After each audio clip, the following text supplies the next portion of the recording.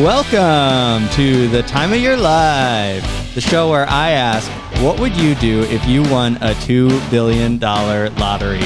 With me today, I've got David, a good friend of mine that I met out at the Tangent Gallery at a very cool party.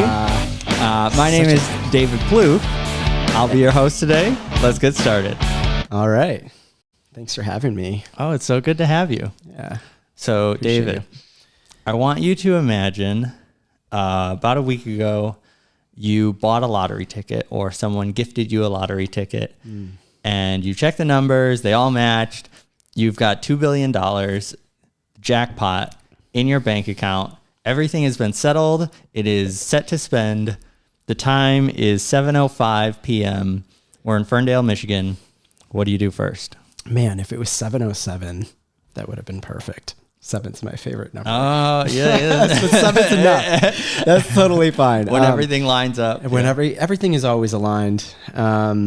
Just trusting that. I mean, clearly I won $2 billion. So yeah, it's kind of a cool thing. Well, what do I do? We just found out right now. Yeah, you just found out right now. You just realized it. Wow. That's cool. You can go any direction. Well, I think I would just take a moment to breathe and be like, oh, this is happening. My brain wants to jump to gratitude. I think I would just probably be full of gratitude. I mean, to be totally full disclosure, money is not really like something that I associate any need to. It just is something That's that good. That's powerful. Yeah. Yeah. It's more something that, okay, I have to work within the means of spending money. Sure. I'm a minimalist, so I live off of like not that much, and I love that about me. And I could really work within those parameters, and I can always have a good time. So the fact that I have money, cool, that opens up some pathways that we can talk about. Right. And I like to, exist in a similar kind of world where I'm not so concerned about the money or trying to get a bunch of money. It's just a thing that's happening in the background that a lot of people are playing this game, and it is a reality that other people, other conscious agents are acting in ways and doing things and making moves in the world to create things or destroy things or move things around or systems, and all of these different sort of flowing just dances that are happening in all sorts of interesting and novel ways. Yeah. And so to integrate yourself within that dance, and you find yourself surrounded by all these things. How do you choose to either like dance with or dance around or dance through all of the things that are happening in that world? I love this premise because, first of all, every one of you that has already been on the podcast, I've only seen 4. But I've loved each and everyone's perspective because it is a dance. It's a dance around a specific topic. So deep in me, I'm a humanitarian. So I have a very humanitarian mindset. I believe everyone is worthy of love. So like, what does that mean to you exactly? Yeah. Like that word, I feel like it sparks a lot within me. I don't really have a clear or concise definition of what that means. I mean, I think any definition is different and relative to the individual. So your relationship to the word could be totally different than mine. Yeah.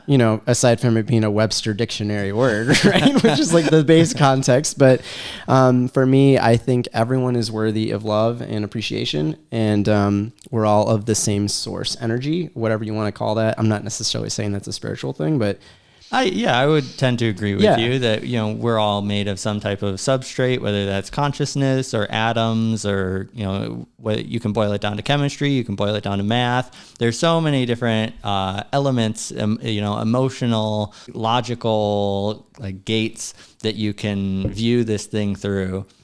Right. Yeah, exactly. I really like Neil deGrasse Tyson's perspective, just kind of on the existence of life and just in a nutshell, which I think will tie into what I kind of my perspective. Yeah. What is his like? Someone asked Neil deGrasse Tyson. They said, "Hey Neil, do you believe in God?" And he was like, "Oh, I've been asked that question before. And he goes, well, let me break it down. I don't really believe in the Judeo-Christian God that I think you're referring to. But what I do believe is that the Big Bang happened. So from the Big Bang, all these molecular structures got blasted into the universe and started to create other structures, other planets, other stars, other universes. That's crazy to even think about that. Yeah. Multiverse, right? And he said, well, at some point in a period of time, the Earth was created, and we came from amoebas and, all kinds of, structures. Yeah, all these things forming together, coalescing, connecting and disconnecting. Right. And it all came from this beginning. And he's like, well, if we got from the beginning and then we all are of the same essence and the same molecular, atomic structure or whatever you want to call it, then if we're all from the stars and we're stardust, if you want to call that God, then sure, I believe in God. Sure, I like that idea. I recently in my life have mostly been identifying somewhat as an agnostic. I've been really interested in like artificial intelligences and been doing a lot of research on like the new like ChatGPT and things that are coming out, like large language models. These models of reality where you can just ascribe language to everything as a descriptive, like you put it into terms and everything can sort of fall into place within those descriptive terms. And it gives it a sense of order. And within that, it's just putting things in order. Yeah. It's all descriptive and not prescriptive. So it, like in music theory, something that I really love when I heard this description was the idea that music theory is 100% descriptive and not prescriptive. So a lot of people, when they first get into music, will be a little bit against theory because they think it's just telling them like what to do. Like, oh, you have to do it this way. You have to do it this way. But really that's not what it is. Not at all. Yeah. It's just saying, if you play these notes in this order, like you can talk more efficiently about it because we have names for chords and, you don't have to figure out everything from scratch. You can stand on the shoulders of giants and use these frameworks that are already existing. Yeah. And sort of within that, to a perspective of like God, I don't believe or disbelieve that God exists, but I certainly believe consciousness exists because I see it within myself. So I see consciousness within myself and I see consciousness within others. And I see that certain consciousness has more agency or more power than others. So my consciousness is not the same as the consciousness of like an ant or a rabbit or a mouse or, and I'm imagining just like scaling up, there's certainly something that is more intelligent than whatever I am that can control more things than I can control. Sure. And if I want to call that God, you can call that God. Yeah. And I also want to be very clear too. Man, I love philosophy. Yeah. I love metaphysics. I love science. I love mathematics. I love music. We were just talking about it. I played saxophone for so many years. I just kind of think everything points to just the same thing, which is oneness, really. And that's kind of the cool thing about like Buddhism and Zen Buddhism and all that is like, for me, I'm kind of a cherry picker. I like that, I like that. And I like that idea, but I make it my own, which is one of the awesome things about philosophy too, which is like, picking these brains. I love to read. I think that's like Nietzsche. He says everyone ought to make their own philosophy. Absolutely. Critical thinking is something that is so important and precious and vital in our society. And especially, I work with young kids. I work at a nonprofit, called Ozone House. And we work with young kids that are experiencing struggles in their lives. And I think one of the things that I went into it when I first started, I was like, oh, well, I just really want to help them, work on critical thinking, but they already do. And they're all so wise. And I end up like learning so much about myself while like helping navigate them experiencing choices and making choices. And it comes back to what you're talking about, like order. When you have a sense of structure and order, it provides a room and a space that you can play in Precisely. Because life, yes, has to be about getting things done and spending money. I mean, maybe, And you know. I'm just using that as like Yeah, one it's little a great example. But it's also about having fun and playing within the parameters of life. Because what happens when we take life so seriously? I don't know what happened. I don't know. Yeah. It gets less really fun. mundane. Yeah. And like, yeah, less fun. We're not able to, and that's also okay, because that's also a choice. Because through growth, we get to new places, right? Yeah. So yeah, it's so funny because I think when you start to open your mind and meet new people, I love that about you. We're both very similar. We like to just meet people. I feel like I'm looking in a mirror. I know. It's so nice. You know, I'm an open person, and I feel like people are the greatest wealth of knowledge. I was thinking about this actually before I came, because I'm not going to lie. I didn't watch too much prior to today, but this morning I was like, I just got to get a general idea of what I'm getting myself into. I was like listening to some of the stories that you had, all y'all. And the way I see life, and more recently, especially on my travels, as I've been like hiking in nature and doing all kinds of stuff. So cool. Is like, if you think about it, you talked about consciousness, right? And different layers of it. Well, as human beings, we have the ability to communicate with each other and also reflect on our own existence and who we are as an individual and a collective. But so you have a ball, so that ball exists and you're looking at it. So you're one person that's staring at the ball from this specific perspective. Now on this planet, there's, around 8 billion-ish people. Yeah, that's what they say. That's what something like common sources would say that. Google? Yeah, I'm if sure. you looked at the Google, yeah, I'm sure 8 or 9. Yeah, I think right, or somewhere around that range. Now everyone's looking at the same ball, which is consciousness. So I'm here. Here's the ball.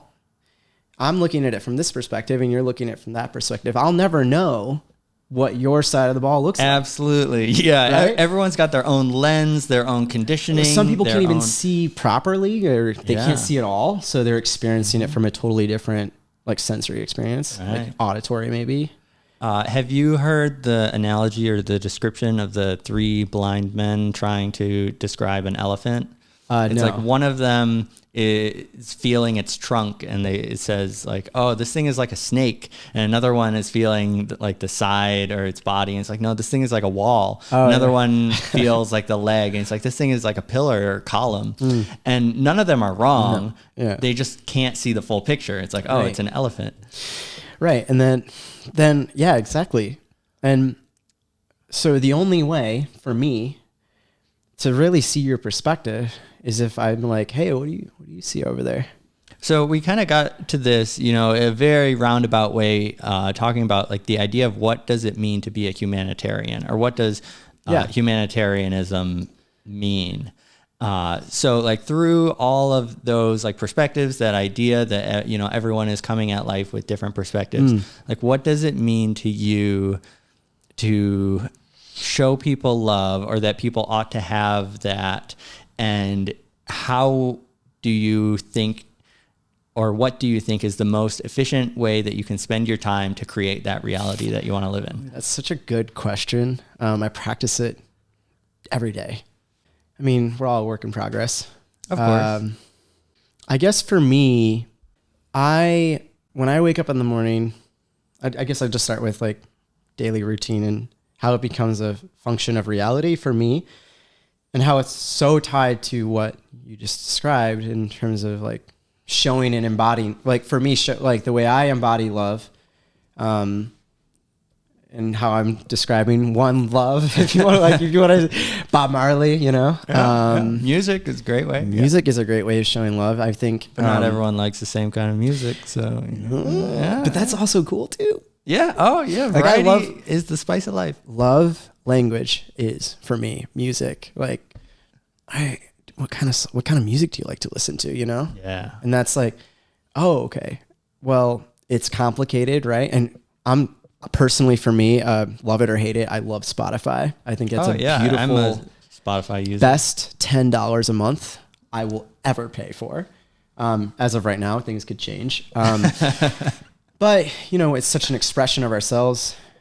Like when I'm feeling down, I'm going to listen to something that doesn't necessarily pick me up. It's something that allows me to be in that space. For a while when I was younger, it was Radiohead. So it's like, oh, I just really want to be sad. And like, it took me there and it went through it.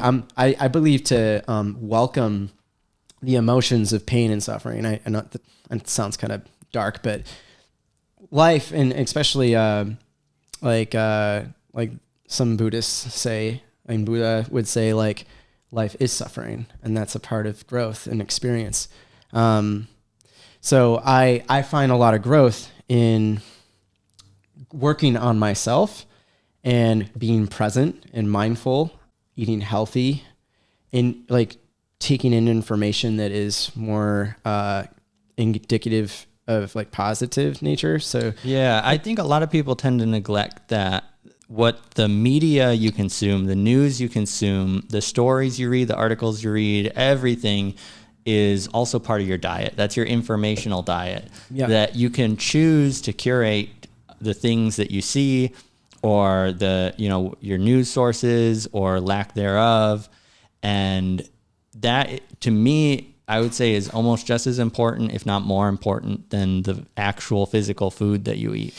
Yeah, it's a digestive process because, I mean, oh man, the food is another component. I mean, we're all. Do you have any? I'm like 95% plant-based. I try to be as vegan as possible, but I don't want people to have to tiptoe around me. So I will still eat like bread and muffins. Yeah, and things. Intuitive eating. Do you have any like kind of dietary restrictions? Yeah. Or do you think your diet would change at all if money were no longer an obstacle? Sweet. We're playing within the parameters. So I've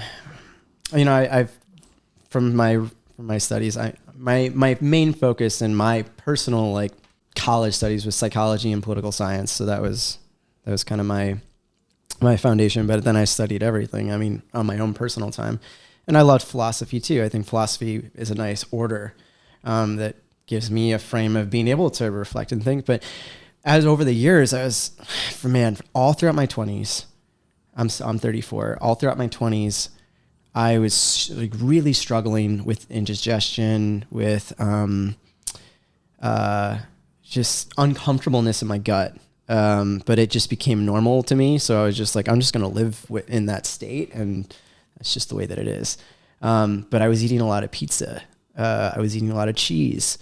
I was eating a lot of dairy and just didn't have the knowledge of what it was doing to me. But I had severe eczema for like ever since I was like in my teens and my 20s. And I also want to preface, I am not a dietitian, so I'm only speaking anecdotally here. So yeah, neither of us are dietitians. I'm into fitness, I'm into health, but I have no formal licenses or. I would say, I'm very grateful, and that's also the benefit I think for you and me is we are very open to so many different types of people, and it also comes back to that. I think my own definition of humanitarianism is being open to all beings. But when you can do that, then you can be like, oh, what do you have to teach me? Yeah. But not say it, but like listening and being mindful. And one of my best friends James, hi, I'm going to be his best man at his wedding, and he's a dietitian. Wow. So, and we've been friends for almost 10 years, and he's taught me a lot about just being an intuitive eater. So not putting restrictions on what I can and cannot eat. But, I commend you for the 95%. Yeah, it's just a good little rule of thumb. And for me, the way I see meat now, because I did eat meat for the first 27 years of my life. I'm 30, so I've been vegetarian for about 3 or 4 years. 30s. Yeah.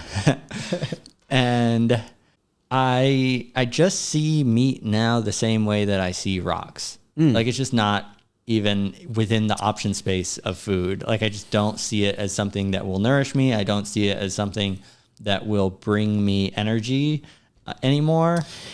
Yeah, I think this is like a really complex topic, just like anything can be. Yeah, and I don't have judgment over other people's diets. Neither do I, because at the end of the day, we want you to be your best self. Because when you're your best self, you're emanating and radiating self-love to the world, and it makes you, I'm not trying to get into like spirituality or like religion or anything. I mean, you can go any direction you like. It emanates goodness because you're taking care of yourself. And when you're walking down the street and you're smiling, or you're just in a higher vibe, whether or not you talk to anyone, you're raising the vibration around you. Just because if someone looks at you like, oh, wow, that's a nice guy. And then they look away. Even for like a split second, you sent out love because you took care of yourself. Well, I think about that a lot. And something that I've been doing since I started living here, we're just off 8 Mile right now. And there is a lot of trash that ends up on the streets. And I've just been picking up trash because it feels good. And it's something that gets me outside. And someone from the Ferndale Sanitation Department, a guy named Roger, shout out Roger. Hey, Roger. I don't know who Roger is. I'm just... he was a cool guy in a truck, and he saw me picking up trash, and he said, hey, you want a trash grabber? And he gave me his like grabber tool. And so now I just have a grabber and it has meaning. And yeah, it's nice. Yeah, it's super nice. And so almost every day for the past probably like couple of weeks, I've just been doing like a lap around the block, picking up trash, and it feels good. And today specifically, I went on my walk. I went around a couple blocks, and there was a guy, and he saw me, and he was just like, hey, like, that's really cool. I got a thumbs up from the letter carrier. He was driving down the street. He saw me, people see me, and they just, I feel like it adds a little bit of hope into the world. Mm-hmm. Like people see that I'm doing something, that I won't say it's completely selfless because, I want to have a clean neighborhood for myself. Yeah. And I want things to be nice.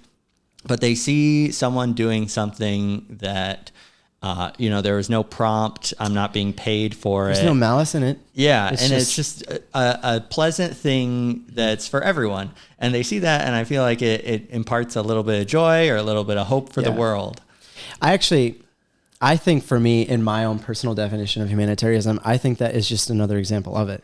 Because maybe I'm fixating on the word, but it's not necessary.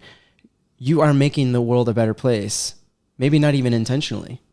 Like your goal isn't like, I want people to see me cleaning up, but you're doing it from your heart and you're doing what for you is right. But it's also just a good thing to do, which is clean up the trash. Like, don't leave your trash. Right. Don't leave your trash. But when people see you doing that, it's a selfless act that you're doing that people are like, oh, there's other people out there that are doing that? That's like really cool. One of the things I do is I like to use analogies a lot. So someone asked me like, how are you so open to like meeting people? And I'm like, well, it's just a daily practice. But one analogy that I use is, and I guess in alignments of being a good person, because I think that is an example of you being a good person. You just are a good person. Oh, stop! You're gonna give me a big head. I mean, if you want to blush, that's totally fine. But I say it with truth. You're at the bank, right? And you're at the bank, and there's the teller's desk, and then there's someone in front of you and someone behind you. It's snowing outside. You're in there, so you have a couple choices in the moment. Your choice is to look on your phone and wait and scroll through Instagram and Facebook or whatever it is you're going to do. And that's totally fine. Yeah, something that a lot of people do. A lot of people do that. You're in that element. Or you can put your phone in your pocket and you can turn to the person in front of you or behind you and say, hey, yeah, it's like super snowy outside.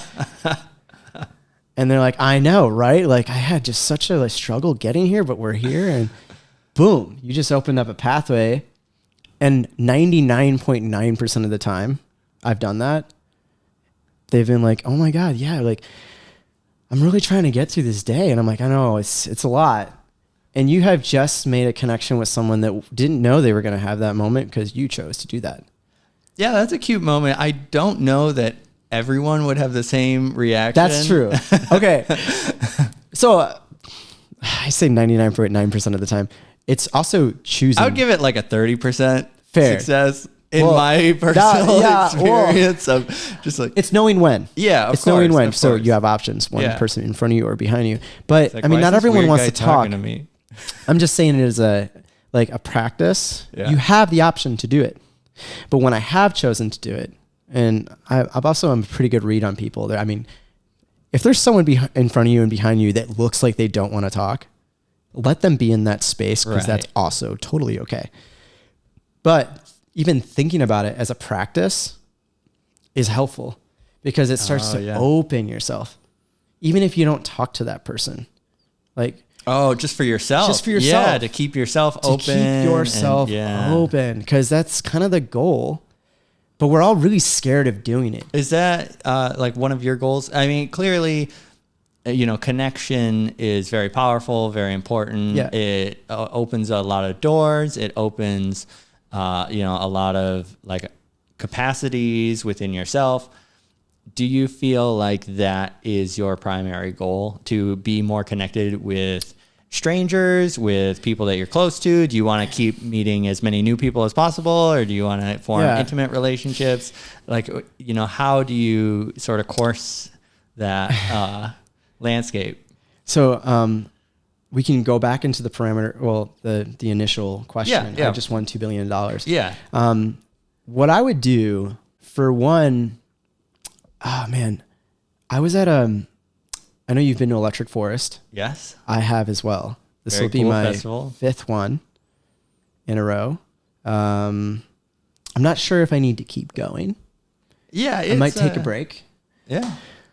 But this one, just kind of I have a great group that I go with, wonderful people. I mean, Forest is a wonderful, Electric Forest in Rothbury, Michigan. It's a wonderful experience. Oh, amazing. Like the stage is there, the music, the elements, I love the lasers. The lasers and the sucker trees. for lasers. Oh yeah. The forest. I mean, the forest is really what makes it and separates it from a lot of other like similar events. Yeah. Cause you're there in the woods.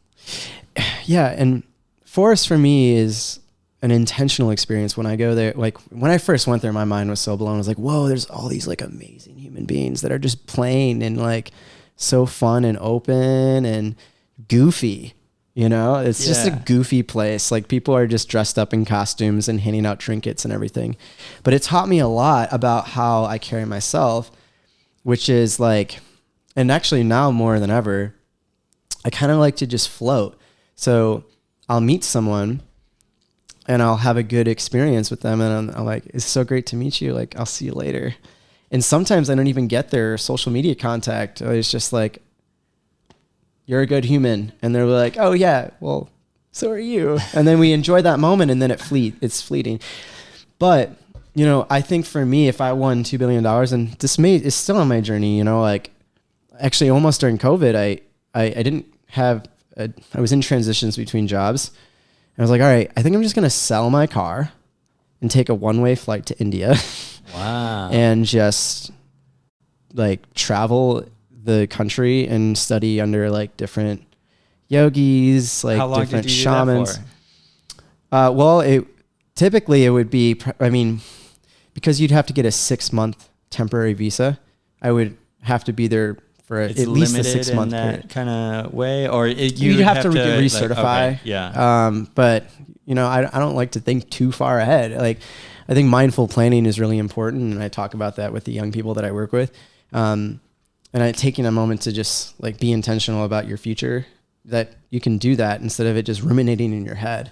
But I just to travel the world and just talk to people. Yeah. And let them know that they're seen. And I would talk to as many people as I could. Well, here's a question for you. So you said right now your job specifically is, are you like a counselor? Is that? So I'm a caseworker. Caseworker. For Ozone House. It's a nonprofit that supports young people. We have a couple age ranges, it's like 10 to 17 year olds. We provide them with like family reunification services and just like counseling, and programs that are like related to my wonderful friend Bree. Hello, I know you're gonna watch this at some point.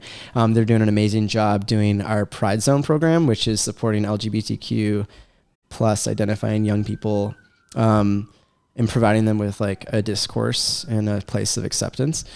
So there's so many different facets that we focus on. We also focus on 18 to 24 year olds. And that is, I'm a caseworker for that demographic. And I work with young people in the community of Washtenaw County, so Ann Arbor and Ypsilanti. Some of them are experiencing homelessness. Some of them are at risk of that. Some of them are struggling financially and just don't know what they're going to do next. And they come into our program, and they go through the EOW team, which is kind of like the outreach program. And then they come to us as caseworkers. There's about 3 or 4 of us, and we work with them individually on their goals and just be an advocate in their life. And it could be anything. Like, it's whatever they want it to be. I'm there to support them. That's amazing. It's awesome. I love what I do. I love my job. You know, one young person yesterday, I took them to WCC and I was like, you know, you can do this. They're like, really? That's Washtenaw Community College. Yeah. And she went in to a walk-in counselor to talk about school. And she didn't know that she could do that. That's amazing. Yeah. And she came out 15 minutes later glowing. She's like, whoa. I was like, you took a step. Yeah. So right now you've got this very cool job. You're clearly doing, you know, good for the world, and I can see the light that it brings you. Do you think if you won $2 billion, you would continue your job? I will say casework is very challenging. I've been in it for 1.5 years. Even though I love it, it's the only way that I can keep going with it. If I didn't love it 100%, it would eat you up and swallow you out, or spit you out. No, I don't see myself staying there for a long time. The goal for me is in the fall to go get my master's in social work. And what do you have, like a dream position, or start my own practice? So yeah, the $2 billion would definitely help with like paying for school, paying off debt. Is that something that you feel is necessary? You would need more education to be at the place that you want to be at? That's a great question. And I'll tell you why. For me personally, because it's all my own experience for me, I don't think it's necessary to get an education for a lot of things. But I have been in therapy for most of my life. And I've been with therapists that are really, really good, and some that I don't feel like are as skillfully trained, but still have an MSW. My therapist that I've been with, and I'm very open about therapy. I think that it's a super helpful experience to help you reflect in a non-judgmental space if you have the right person. But I've had a lot of therapists that were not so helpful. My therapist that I have now, she's amazing. I've been with her for 8 years, and I've grown immensely with her through a lot, and she's taught me a lot and helped me see things from a non-judgmental perspective. And I was laughing with her about it the other day. I was like, we were always talking about judgment, and for the longest time I was like, I really don't want to talk about judgments anymore. But then there's so much value in it, because it's like we put so much judgment on our thoughts and ourselves. So I like her perspective. Is it the way I would do therapy?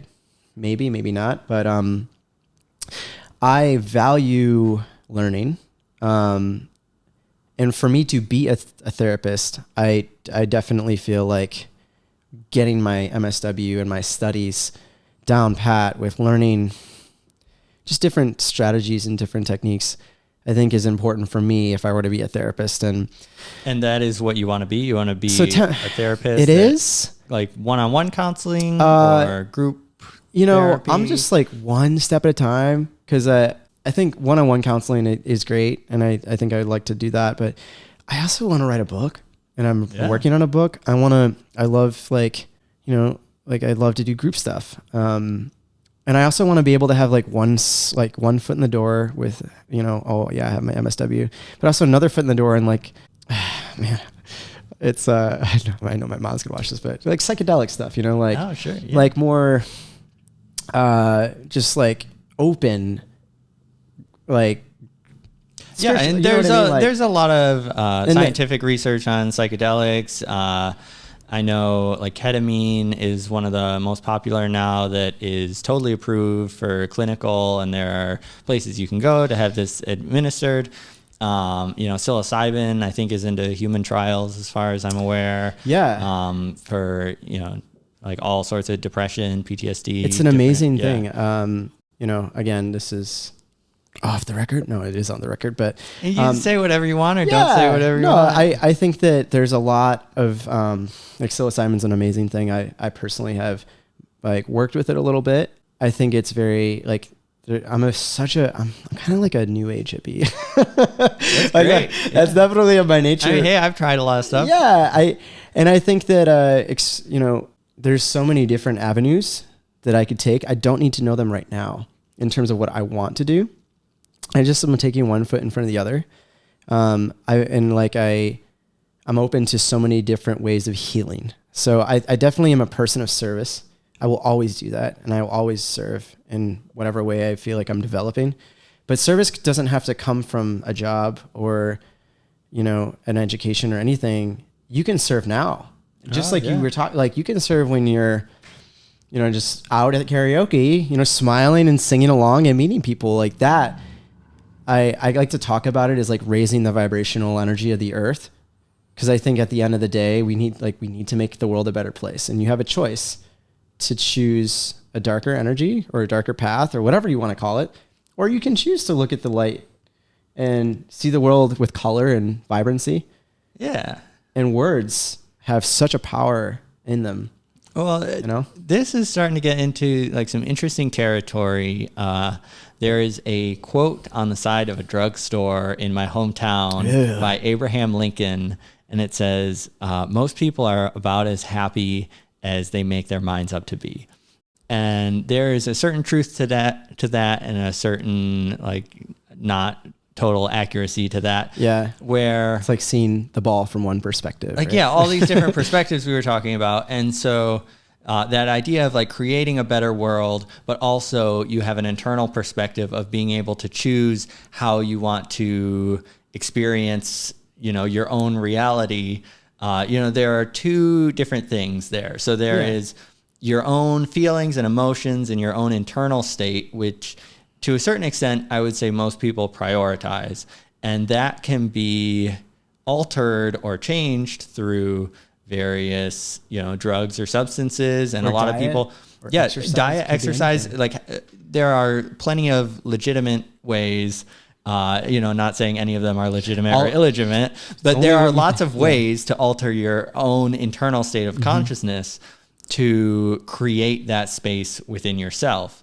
And the sort of question becomes, what is the balance of cultivating that space within yourself so that you have the capacity to, do outreach and be a light for others while still maintaining that light and energy within yourself? Oh, man.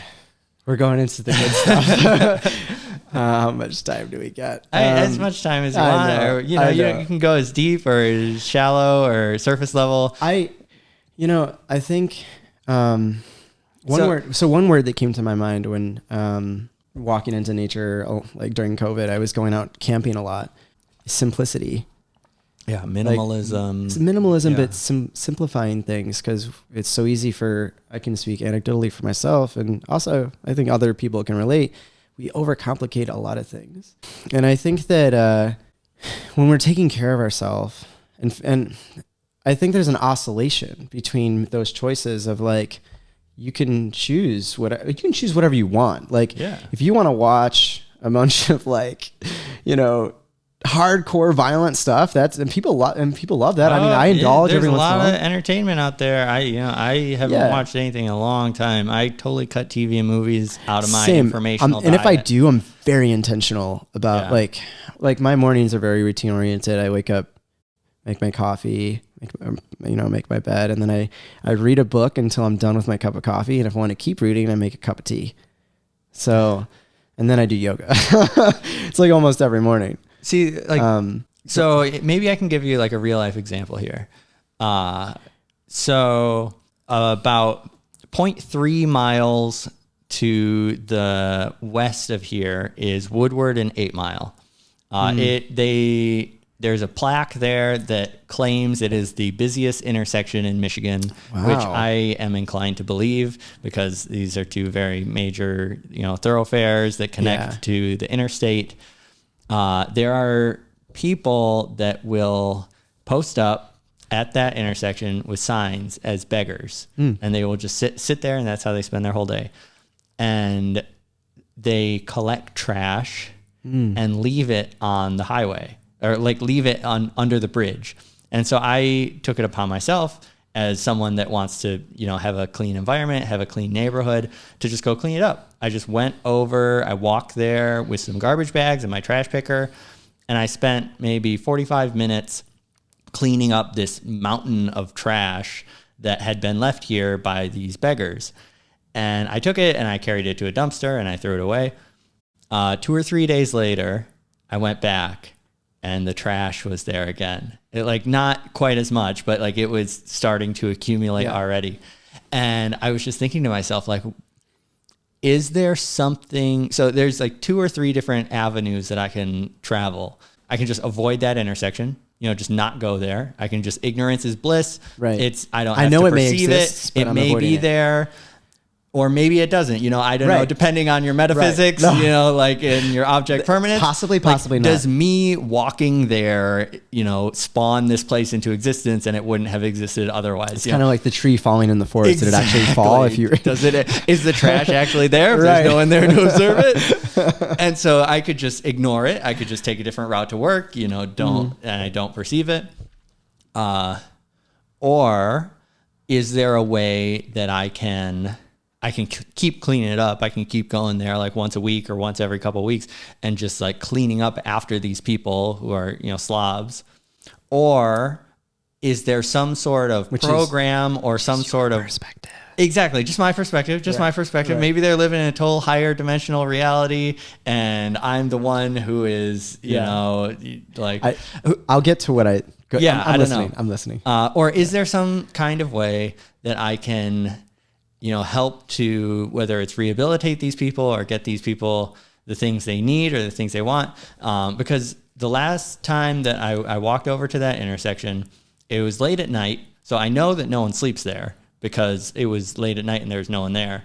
Another night I went over there and I brought some pizza with me. I work at a pizza shop. I'm like, I want to offer food if that's something that I can do. And I gave this guy some food. I'm like, hey, like, can you help me clean up this intersection? And he helped me, a guy named Steve. I chatted with him for a little bit. And he's like, oh, yeah, I've got a job. But like, well, he changed his story because I saw him twice. The first time he was like, oh, I do collision work. I just don't have a job right now. And then later I saw him like 2 days later.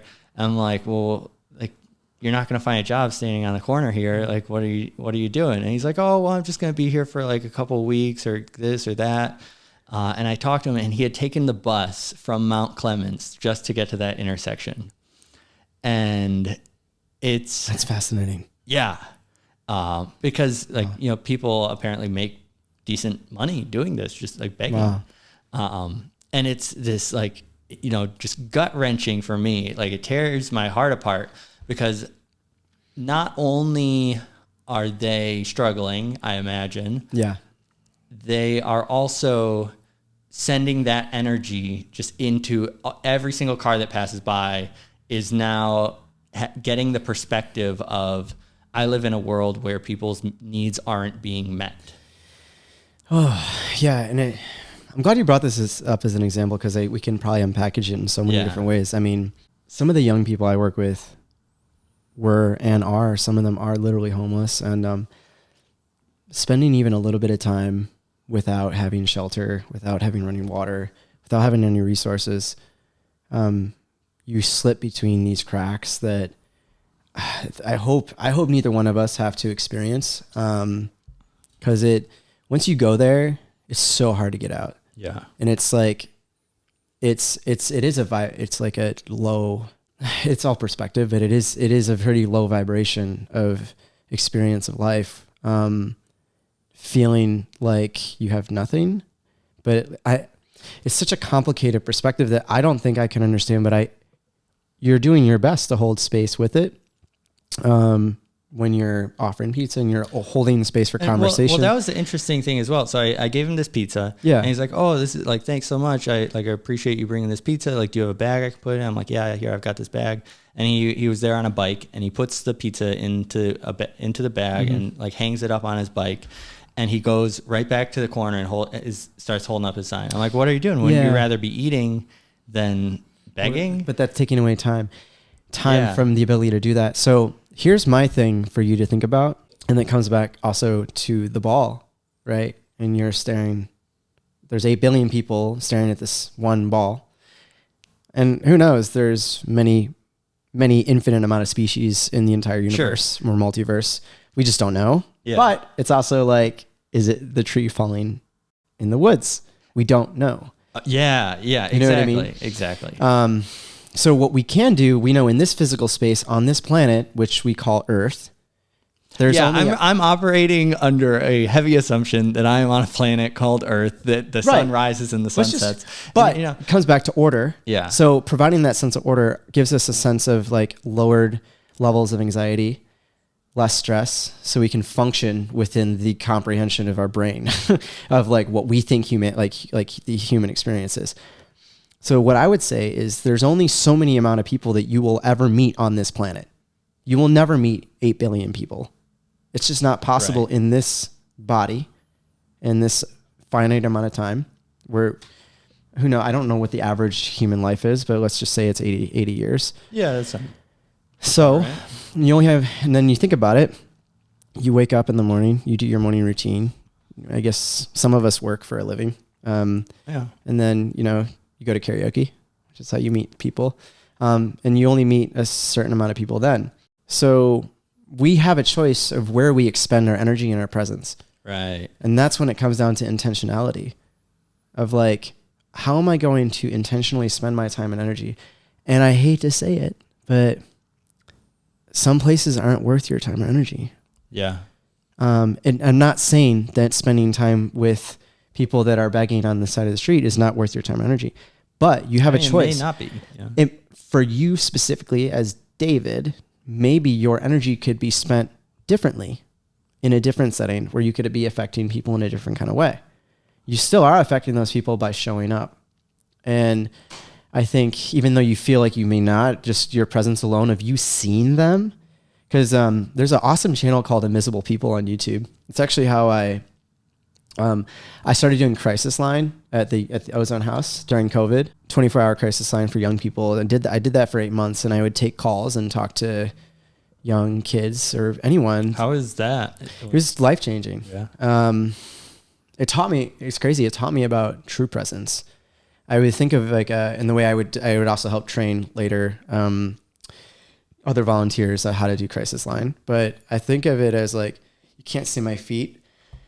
But when I would get a call, I would like one foot down, the other foot down, and then I would put my elbow on the table, and I would close my eyes, and I would pick up and like, hello, this is David from Ozone. And I didn't know who was going to be on the other line. It's kind of a wild, visceral experience. Yeah. And I started to, like, I think of my body, like I try to be in my body. So physiologically, how did that feel? And I couldn't think about anything else. Like I couldn't think about what I'm going to do later. I could, but I chose not to. So I tried to just show up and be like full presence, fully present. And that changed the way my consciousness started to feel, like there's nowhere else I need to be except talking to you right now in this moment. And I love that. It's a wonderful experience. But, it's, I can't remember where I was going with it, but intentionality with your energy and your presence and consciousness, where are you going to have the greatest effect? This is like just on a little bit of a tangent, hopefully not too much. I love tangents. Tangent's great. What is the organizational or hierarchical structure like at Ozone? Is it a large company, small company? Is there very defined leadership or roles within your? Yeah. It's, I mean, everything is relative in terms of like a large or smaller organization. I don't know. I can tell you about the structure. I mean, we have a board, and then we have funders that are donating money to our organization. And with funding, there's this is how I want you to spend. Yeah, conditions is how I want you to spend your money. So then arises programs, and then people start to donate specifically to a specific program. And And then so we have like an administration side that, you know, focuses on donations and then operations. So if money, you know, you win the lottery. Hey, we're getting back to that. Yeah. Perfect. Do you feel like you have any insight onto how to make the organizational structure more efficient or better in any kind of way? So how do you I'm a macro guy. Yeah. I mean, I love grassroots, which is why I love hearing your story about what you're doing on the street, like picking up trash. But when it comes to the experience of homelessness, a housing initiative would be really important. So when an individual is housed, you can at least have a home base. So I would donate a significant amount of the $2 billion towards funding similar organizations like Ozone to help with very specific needs that I felt were a good cause. I would do my research because some nonprofits are doing work that, I mean, it's important work, but may not align with what I like. Sure, yeah. What I see is how I want things to be served, I guess. But I would donate to Ozone for sure. I think there's always room for improvement. We as an organization will be the first ones to admit that. We're like, oh, if we had more funding, sure. You know, if we had more money, we'd be able to buy these kids laptops so they can, you know, look for school. Do you think that whatever is something they want that would, I mean, do you think that's something that would help? Yeah. I mean, I think if you throw money at specific things. Well, here's an interesting question for me. So like there's an idea, like you're talking about like a laptop so that they can look for school. I mean, I don't mean to just like catch you on a word there. Cause this is like multiple times I've come back to school and it's funny cause I'm sorry, I knew you were going to say something. Yeah. I'm glad we could backtrack. Yeah. I just talked to one of my clients today about school is not for everyone. Yeah. Most people I mean, I went to OCC. I've got an associate's degree in business administration, but that's as far as I ever went. Yeah. And I'm doing all right. Yeah, I'm still you're more than okay. I mean, I wouldn't say I'm more than okay. You're smiling. I know how to make things look nice, and I try very hard and do a lot of work to, you know, maintain that appearance. Yeah. It's funny. When you can adopt the philosophy and mentality that you're always a learner. Yeah. I think that you can be truly, I mean, and really believe that you can be at peace. Cause I always have something to learn, you know. A client, this is the first time, I know we're like jumping around a lot, but a client told me yesterday, and I've never had anyone tell me this before, a young person, they're like, I had just taken them to WCC and it just seemed like it was going pretty well. You know, she was really happy. And she's more quiet, so more like subdued. So I do that thing of like reflective listening. Oh, okay. I see what you're saying. Yeah, for sure. And I drop her off at her apartment. She goes, you know, I really appreciated our time. I do got to say one thing though. And I'm like, oh, what is that? And she's like, sometimes you can be a little robotic with like your rhetoric. She said it just like that. And I was like, that's a deep punch.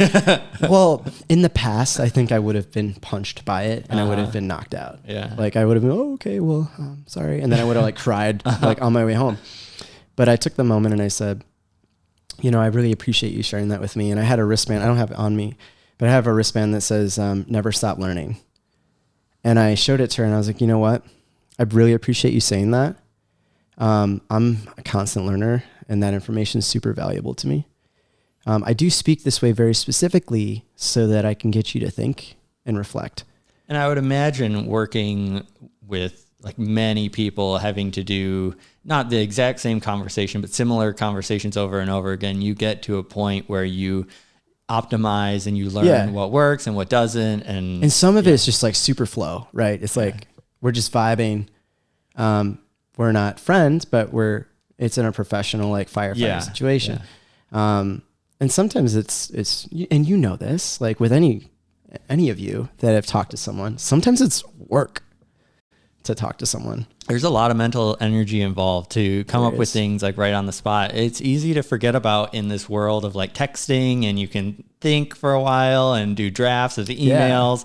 But when you're in person with someone, you don't have that third person perspective of it's like awkward. Yeah. You've got to be humans are awkward. Yeah. Right. And I love that. And I think, when we met at Tangent Gallery, that was a great night. It was a great night. There was like no one there. It was pretty slow. It was Haj. Sharif was there. Sharif opened. Marina opened. My friend Marina opened, and Sharif, also a friend, opened. But Haj from All Day I Dream. Definitely look that up, people. All Day I Dream, great label. Oh yeah, super chill music. There was like no one there. Is Arrival? Is that on that? That's label. Arrival. I think it's a track. The song that's by Volin Center. Okay, it's also on All Day I Dream though. Yeah. They're amazing. Russians, they're so good. But Haj, it's funny because we got to talk to him. I think you were there as well. We talked to him. And remember he said, there's like literally no one there. It was David and I bopping around, and there was like Hillary and Tyler and a couple other people, and it was so perfect. But I think they were on their way to Burning Man or something. Yeah, it was like right around that time. He was in Chicago or something like that. And he was so kind to come over and talk to us. And there was a super fan there. I can't remember. She had like driven from out of town. She was like, "Oh my god!" I kind of remember super that. fan. And he was like eating that up. He's very chill and calm. But he was like, "Yeah, just thought I'd stop by Detroit, and I'm going to Burning Man next week." I was like, "That sounds amazing." It's pretty cool. Yeah. Have you ever been, or is that something that you would want to do in the future? Do whatever you want. So, there was a it was like a good couple years that I couldn't stop watching the Mayan Warrior sets on YouTube. Did you see it burn down? What? The Mayan Warrior. Where? When? It was recently? Yeah, like a month, maybe 1 or 2 months ago. They did a show. I don't remember where. Was it like they in were. a city or something? I don't remember where it was, but they were putting on a show and it burned down. Like, I don't know if it was something with their I hope everyone was pyrotechnics. okay. I think, I don't think there was any like fatalities or anything, but the car was like totaled, and they're like, that is like the Mayan Warrior has no more. Yeah. Rest They're in going to peace. have to make a new one. Whoa. Well, I don't think they're even going to make a new one. I think they're like, that was, it had its time. Yeah. It was an amazing thing. The Mayan Warrior, for people who don't know, is a art car that is also a DJ stage. That is a staple at Burning Man and other parties. That it's just this insanely decorated car that has pyrotechnic effects and lasers and probably like multi-million-dollar sound system. Yeah. And it burned down like a month ago. That's so tragic. Yeah. Yeah, and wow. Got to process that for 2 seconds. I'm not super invested, so. But they're very cool sets that are available like Monolink. To watch. Yes. I discovered Monolink. Jan Blomqvist on there. Oh, so good. I saw there's so many good ones. Onadal had a great set. And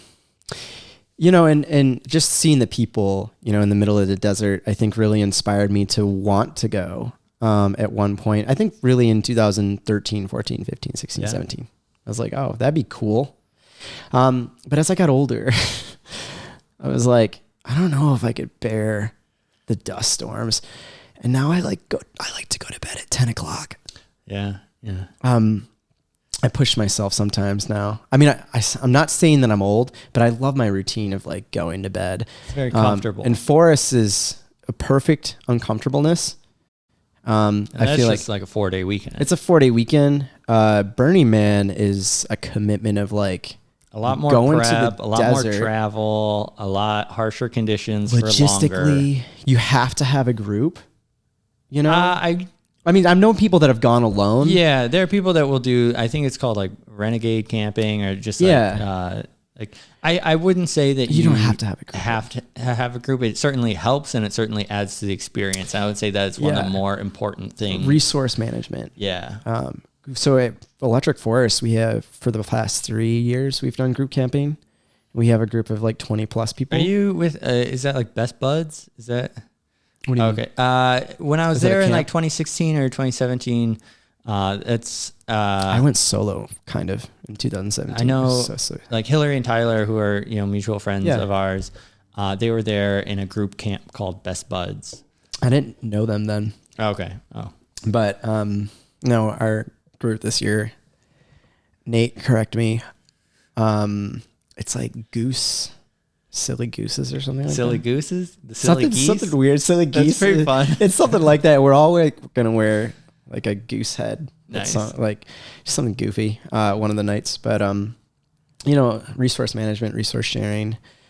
And I'm so funny. I'm a silver lining person and I like to bring things all the way back. And I think all of this stuff that we're talking about and being open, I think really does come down to kind of like how I try to live my life, which is like knowing I don't really need anything. And always kind of in that space, living in gratitude and like full of abundance. And music has taught me a lot about that, sharing ideas, sharing music, sharing resources, sharing laughs, dance moves. Yeah. And I don't know, people live their lives very differently. And I think you and I both, like, we're both very caring people. I try to be in most situations. Yeah. Yeah. And it brightens people's day. How many people have you met at karaoke that you've done a podcast already with? Karaoke specifically? Yeah. Well, I think there was 2 people that I saw that you met at karaoke. Yeah. So this is going to be, I believe, the 12th episode. Oh, that's a good number. And of the 12, maybe half. Oh, what? Oh, that's so cool. I attended the same karaoke night every week for probably 6 or 7 months. So it's not just people that I met at a karaoke night. It's people that... You go alone a lot too, right? Well, that's the thing. I started going alone. Right, and you're never alone. But by the time you've gone for months, you get to know the other people who are also regulars and also going there alone. Right, and then that's also a mental construct in and of itself. And then you're there together. Yeah, I love that. Yeah, and it's so funny. I love traveling alone, and it gives you the opportunity. Can I share a really quick story? Yeah, please. I just got back from Denver. I went to Denver. I think it's been 3 weeks ago now. Okay. I was going to go with my friend Katie. I miss you, Katie. I miss you, Katie. I miss you too. I met her at a festival last year. Above and Beyond's festival. They're great. You should look them up. Called the Weekender Festival at the Gorge. So that was my 3rd year going. Most of the people I've met like being kind of in my own element solo. Anyways, I met Katie. She was awesome. Well, I'll interrupt you for just a second because it is interesting that you say that because I have encountered similar experiences that when I go someplace by myself or I'm alone, it's a lot easier to meet new people. And I think a big part of that is if you're with friends, you'll stay with your friends. You have a different experience. You have your comfort zone. Like you have no reason to reach out. And that's totally okay too. But for the experience of meeting new people, being alone in a new environment. I also want to say there's so many parameters to, that's a whole different topic, but I was just going to say, it's easy for me, I guess, as a guy, Oh yeah, sure. There's certainly women can experience different, whether it's safety concerns or I don't want to say because not even always safety, but just like awkwardness or in finding like different intentions that people have. Yeah. And, it's interesting. I have so many friends that are non-binary and, identify as female and whatever. Most of my closest friends for a long time were women. And I had many roommates that were women as well, identifying as women. And the amount of times that I've had my roommates tell me, I miss y'all, I had my roommates. They're not dead. I'm just saying like they're not my roommates anymore. Oh, they were so sweet. No, Sham is one of them. She was my roommate for 6 years. Wow. And the amount of times that, she was she was awesome. She did Peace Corps in Ethiopia for 4 years and just total badass. I love Ethiopian food. Yeah. I had a chance to try Peace Corps in Ethiopia for 2 years, Bill and Melinda Gates Foundation Immunization Project for 2 years. But, the amount of times she was like, just definitely can't be out in this area after 9 o'clock. And I was like, oh, she would tell me like, it's different for you as a guy to walk down the street than it is for me. I hate that, that it's that way. I'm also like, I'm an advocate for all people's rights. Anyways, it was diversion, but back to meeting people, Can I reel it back? Yeah, go and wherever, weave it in and out, Well, Katie, met her, hung out all day on the last day of the festival. I was with friends too, but she's awesome. Super cool people. This was in Chicago? This was in the Gorge last year in July for the Weekender Festival. So I met her. What state is that in? It's in Washington State. Okay. So it's 2 hours east of Seattle. The Gorge, if you've never been, amazing amphitheater. It's so cool. Just beautiful. Like you have a canyon that's behind the stage. Oh, that's incredible. It's insane.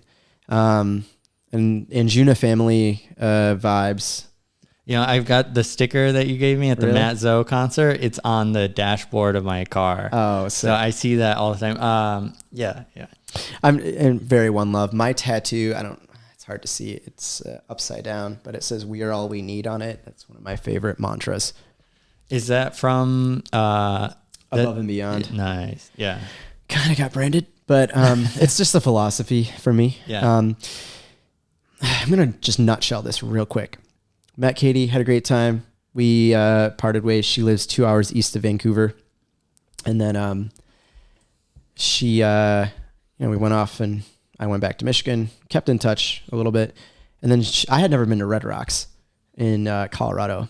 And it was on my bucket list to go experience a show at Red Rocks. And she's like, hey, I would really like to, go hang out with you for another experience. And I was like, okay.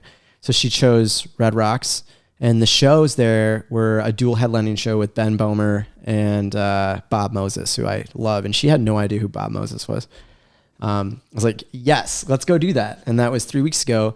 I'm in the airport and I'm like, I've kind of gotten to a place where I try to limit all expectations. Where I'm like, sure. I mean, I don't know if you saw, I've got some artwork on the wall. One of my my paintings right there, it says "No expectations." Oh yeah. Yeah, those are like my 3 mantras: is no expectations, inhale, exhale, and drop your narrative. Yeah. Love each. I can resonate totally and wholeheartedly with all of those. I do Kundalini yoga, so I breathe a lot. Yeah, I love to breathe. Great. Yoga's great. So you're there at the amphitheater. Well, Ben so Bomer, she not yet. Okay, not yet. So in the airport. When I lowering expectations, I try to live like that, so I'm never disappointed. So I'm just like, I'm here and now. I'm enjoying my breath. I'm here in this moment. I try to practice that as much as I can. Yeah. So I'm in the airport and she calls me. I'm like boarding. She's like, hey. I'm like, hey, what's up? She's like, hey, so crazy.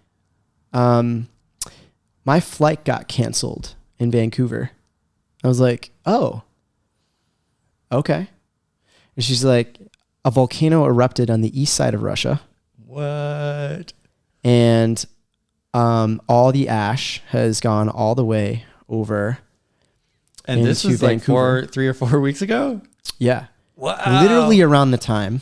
Volcanoes erupting everywhere. There's just an eruption. There's been a lot of eruptions the past couple of years. That's kind of interesting. I looked it up and I was like, damn, it was a massive one. And it was like getting ready to explode for like 15 years. And the 1 week that she was about to go, it erupted.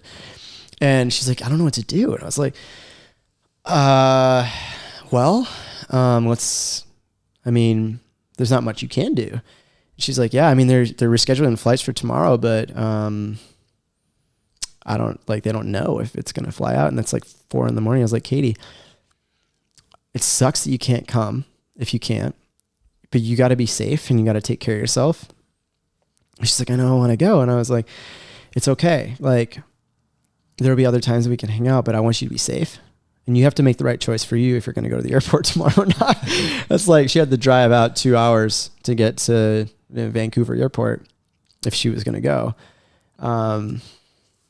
She ended up not going. It was sad, but I'll see you again soon, Katie. But I kind of like let that go away.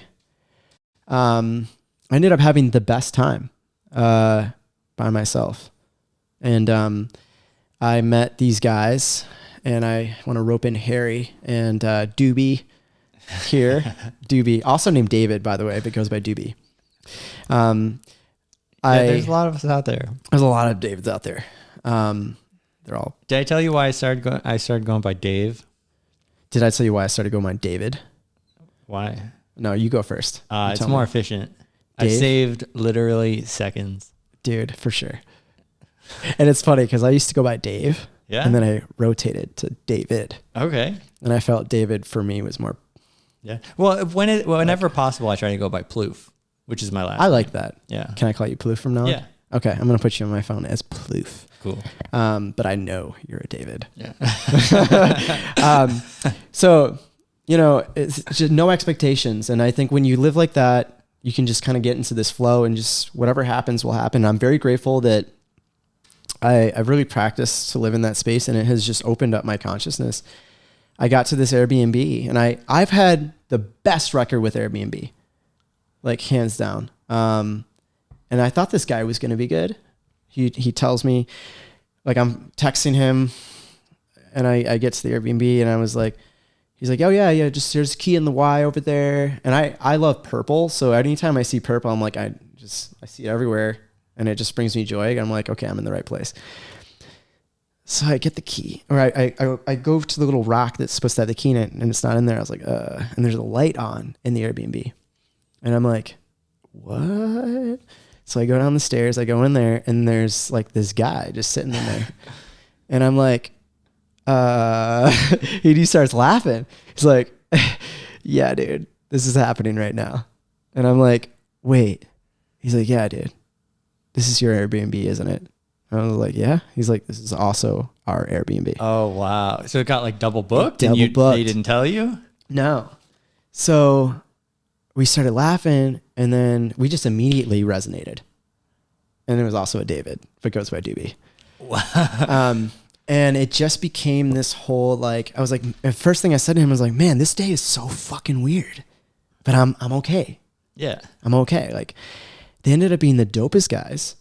Did you stay there? So they ended up they flew in from Columbus, and one of their friends, Dan, and flew in from Texas. And Harry was also from Columbus, and they were also going to Red Rocks. And they also rented a car from Turo from a guy named Michael. And I also rented a car from the same guy. No. It was crazy. No. It was so wild. And I ended up, and then I called the Airbnb guy. I was like, dude, what is going on? He never picked up. There's got to be some weird quantum thing where you split into two different people. It was perfect. And that's why I more and more, I just trust that things are working out exactly the way they're supposed to. I'm always where I'm supposed to be. Because it could have gone south. What if I had a kid or something, right? It could have been anything. Yeah, or but if you had one, We were just so in tune with each other. And the guy's like, oh, well, the Airbnb guy's texting me. He's like, oh, well, you can go take the other one in the back. It's nicer anyways. And I'm like, dude, that's not what what is going on right now? We just happened to work it out amicably, and it turned out great. And we ended up hanging out the whole weekend. And now we're tight. I'm going to go driving down to Columbus in 2 weeks to go help him paint his house. Whoa, no way. Yeah. That's amazing. Yeah. And we're tight. We talk pretty regularly now. And it's just one of those cosmic things, like literally a cosmic intervention. Katie didn't come. And then I'm hanging out with these guys that were in my Airbnb. And life can be really fun when you don't have expectations. And I don't know how you're doing on time, but I mean, we're doing great. We can keep. I think it's fantastic. I mean, I could talk to you. Yeah, for we can hours, keep going. Maybe like another 15 or. Yeah, 15 sounds good. And I think when we have very like our own foundational beliefs of how to carry our lives and live, it can make life very fun. And I think bringing it back to what you talked about, with order, order can be structured, like harmonic structure, right? Yeah. There's all different. There's so many kinds different of order. Yeah, because just like organizations and like ways for you to perceive things, There's but also laws. like physical reality and of course. physical reality, right? Yeah, like codes of conduct, order, of behavior, or like expectations of other people's behavior or Language, lack thereof. linguistics. Yeah. Oh, that has been a fascinating one for me. Like, because you're talking about the ball, the idea of like multiple perspectives. We all learn language differently. Yeah. So any word that I am saying, I'm just kind of assuming that you are understanding my intended meaning. But we could have been raised in totally different environments where there was some strange anomaly where maybe one of our parents used a word differently or different kinds of slang or different, dialects, where there can be miscommunications and you never even realize that there is a miscommunication, and it could lead to, conflict in strange and unique circumstances. That's wild. And so that's why I think is so cool about music. It's this idea that it kind of transcends universal language. Like you don't have to speak the same language as someone to enjoy the same music. And smile and laugh and dance. It is what it is. The music, it doesn't have, a lot of music does have a message, but we experience an emotional experience. Yeah. Whereas like, I've gotten so used to understanding the English language. We both speak pretty similarly in a lot of ways. We're relatively well spoken. I would say so. I'm grateful for that. But music. My experience of a song could be different than yours, but we can still like communicate with each other without even speaking a word. Are you familiar with like the idea of synesthesia? Mm-mm. So synesthesia is like the first time I was exposed to that word, it was almost described to me as like a disorder. But it's the idea of just like interpreting different sensations as different sensations. So like tasting colors or seeing musical notes, or like the way that things are interpreted in your brain can be different. Like the idea, like when I see blue, is it the same blue that you see? Oh, for like sure. That silly thing. Someone could be colorblind. Where sometimes I think to one person, and this is starting to get a little bit out there, but I think maybe not even too much. Yeah. Like if one person that looks at a mural or a painting, maybe they experience that as a song, and someone else hears a song, and just the way that their brain interprets things and the way that their consciousness is flowing through reality, maybe they interpret that song as a painting, and they just see it as one like collective unit, or like depending on how people are parsing their world or interpreting things or their state of mind. So synesthesia is this idea of like perceiving just like it's almost like a mix up of the senses. Yeah. God, there was something I was watching recently that was talking about individuals that are dyslexic. So for some people, they would consider that to be a handicap, but it was so interesting to see the science behind it. I think it was Big Think that did an episode on it on YouTube. And they said that people with dyslexia have a way to process information that people that do not have it are able to, in terms of processing like visual art in a spatial way. And the way that they can do that is very specific to how they're unable to decipher script language, script. And they do it so quickly, and their memory bank from seeing images is different. It's just not harnessed like to the same ability. That is interesting. I know I've experienced times, I haven't taken psychedelics in a long time. We were talking about psychedelics earlier, where I have been in psychedelic states where I've tried to look at text and all of the letters just start dancing. And it's like, there's no message there. They're just all, Right. And like there have been brain scans done on like babies, like children or infants, and it is their neural state is the same as like an adult who is experiencing a psychedelic. This idea that there are just so many new and novel pathways being formed in the brain, just everything is sense information. There's no order to it. There's no right. There's no it's wrong. Like neurons and synapses is just firing off. Yeah. Like It's crazy. just random. And then through all the chaos, you slowly develop this sense of a worldview or a sense of self or a sense of Start to other say I or a sense of oneness, like whether it is like that's awesome. yeah, whatever you land on. Yeah, whatever you. Man, it's funny. I'm taking a minute and saying, for one, thank you for having me on this podcast. Oh yeah, I'm so grateful. But I love talking about this kind of stuff.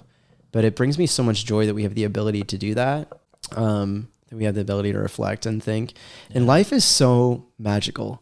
Like if you start to see it from that perspective, and you were talking about this, we were talking about this a little bit, earlier in our episode here. How do you see the world? My other tattoo on my other arm is also from an Above and Beyond track. Nice. It says, can you see that? Heaven is in your mind. Ooh. Right? Is that seed and flower of life? The seed of life. With like someone meditating in the lotus position and a treble clef. In the head, yeah. I designed that. That's very cool. And I remember like when I first got that tattoo, someone's like, "Oh, is that a religious thing?" And I was like, "No. It's from a song called My Own Hymn." And there's a part of it where Zoe Johnson, who's singing, she's got this very beautiful euphoric voice. And I can't remember how the lyrics goes. In the remnants of a time awake. She eventually goes, "Why would you say things so unkind to yourself?" And then she goes, "Hallelujah, heaven is in your mind." And then it goes, and you're like, yeah, it's so euphoric. But it's not. I in my head, I didn't think of it as like a spiritual thing, but it made sense to me when I heard that live for the first time. And I started crying. And I was like, holy shit, it's so true. Like you can see the world however you want with a certain lens. And I choose to see it in that, like, I wouldn't say a heavenly state, but I choose to see the good in the world and look for it. Well, I'm very fascinated by this idea of like heaven and hell and like what those actually mean. And like I've gone through a lot of different interpretations of these things, and they're repetitive. Like, Joseph, go ahead. Well, some of them are religious. Most of them, like recently, especially, are like not religious. Just in my philosophy and my perspectives of the world. And I've had sort of like a cheeky saying that I've got within my own being that I carry with me, that I think hell is the optimal place to be. And I think that it's all a game, or not necessarily a game, but that's one perspective that can be looked at, where like places like Burning Man, it's a harsh environment. It's unpleasant. It's, like difficult. Everyone put in so much hard work and struggles to get there. And it's like so much suffering, so much suffering, so much pain, which is indicative of life. And that's where all those people want to be. They try, so hard and put in so much effort to be there. But just looking at the words, looking at the description, if you were to read about that and not know what it was talking about, that would sound like hell. Like, oh, there's fire and sandstorms. For some people, it definitely could be. Yeah, for some people. And so within my being, I've attended once in 2019, and I was. Oh, you went to Burning Man? Yeah. Oh, I never asked you if you did. Oh, yeah. It's cool. How was it? It was great. That's cool. But I had so many epiphanies while I was there. Oh, for sure. So this is one of the places where I saw like all of the things, because I was raised Christian, like non-denominational Christian, all these values that were taught to me that I had never realized weren't being observed by the people around me. So I was being taught all these values, taught all these things, taught all these like ways to structure. Yeah, like, oh, you should be good to other people, treat others how they want to be treated, like, 10 commandments, all these things. And something about when I got to Burning Man, it was all of the religion fell away, but all of the values remained. And I was like, oh, this is Yeah, they what were actually talking doing it? about. They're actually doing Yeah. it. And Yeah. it's also like this sort of cute little thing where it's like, but I'm in hell right now. Like, this is a you're burn. literally Like I'm burning. literally burning. Yeah. But it's exactly where I want to be. And just the perfection and the beauty of it all, where there actually is not, you know, in my perspective, in that one little time, there's not a bad place to be, because like when you're there, that's where you want to be. But then also, you know, you flip that around in this idea of like heavenly gardens and, you know, paradise and eco, like fruit and like, you know, harp players and, you know, this heavenly music. A lot of people see that as boring. A lot of people don't want that. Right. But also it can be so nice. Utopian. Yeah, exactly. Right. So I love you. I love you too. I love your mind. I love your spirit. I will say, I love Joseph Campbell. I've been reading a lot of his work right now. I just reread Power of Myth. It's a conversation between Joseph Campbell and Bill Moyers. For those of you that don't know who Joseph Campbell is, look him up. He is an American philosopher. He passed away in like mid 2000s, I think. Brilliant man.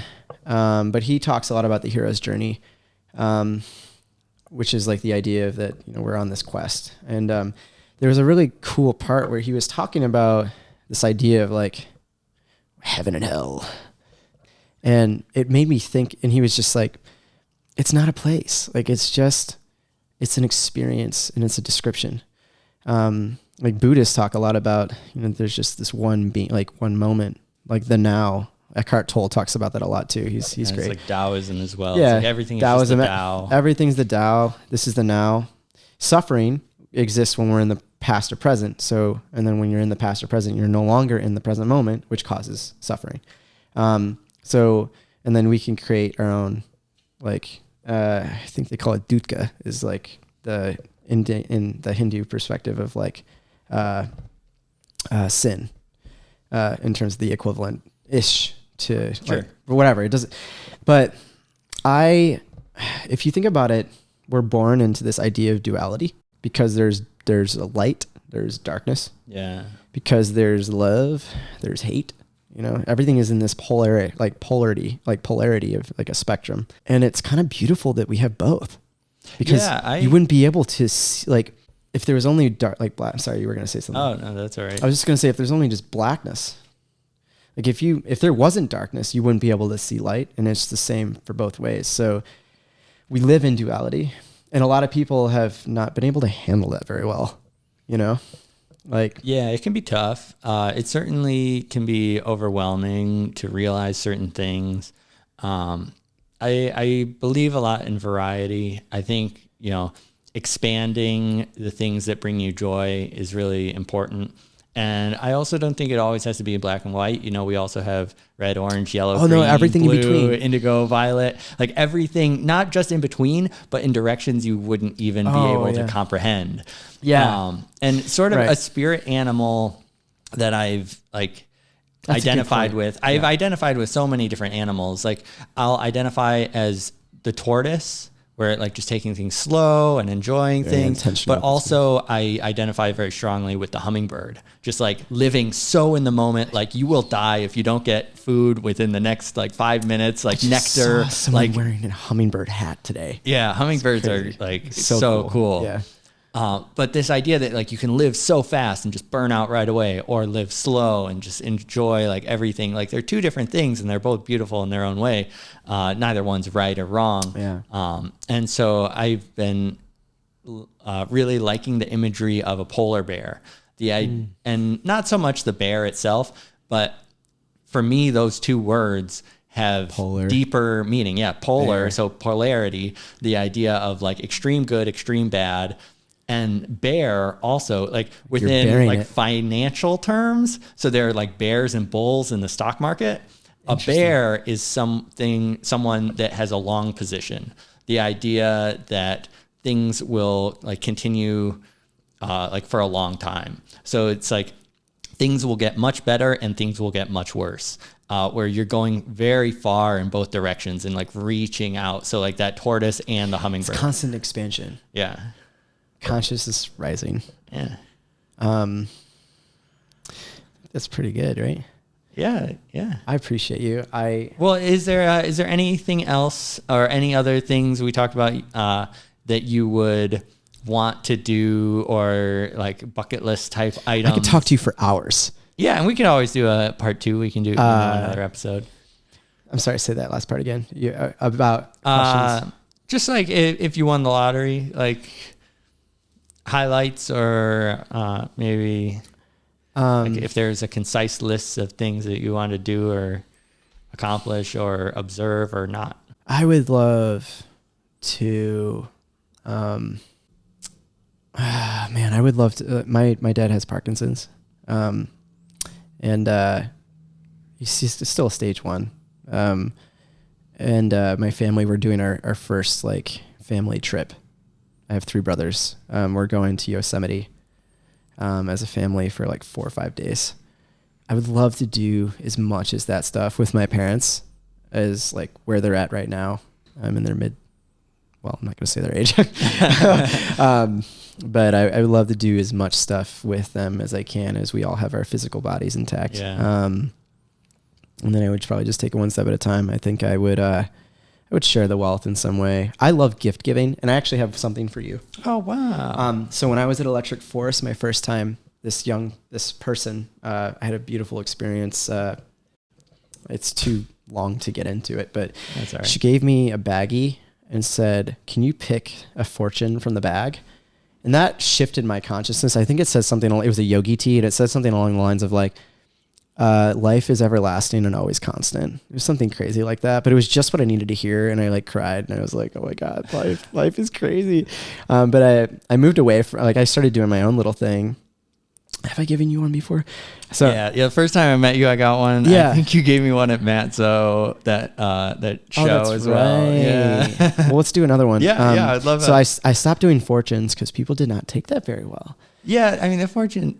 It is I what it think is. It's cool. It's all right. No, Yeah. it's fine. Now I've moved more like affirmations. Ooh, So affirmations. it's just a little are great. thing, that shifts consciousness just for a moment, gets you to think. Yeah, So I would love to. it's in an Electric Forest bag. choose an affirmation here. All right. Okay. I'll pick one too. I didn't pick one. Let things come to you. Ooh, that's a good one. I like that. And then these are mostly for like when I'm out at a show. But this one says, dancing like this is truly medicine for the soul. It truly is. And you know what? I tell you, we were talking about synesthesia, perceiving things in different ways. In a way, talking is another form of dance. Yeah. All of this is dance. Everything that we're doing is play. dancing. Everything is yoga. Everything is play. It's, and when you say that too much, things can lose their meaning a little bit, but I think in this sense, it's perfectly acceptable. Perfect. Yeah. Inhale, exhale. Yeah. So thank you so much. Oh yeah. Thanks for being here. $2 billion, Richard. This has been the time of your life. Thanks for joining us. Thank you. That was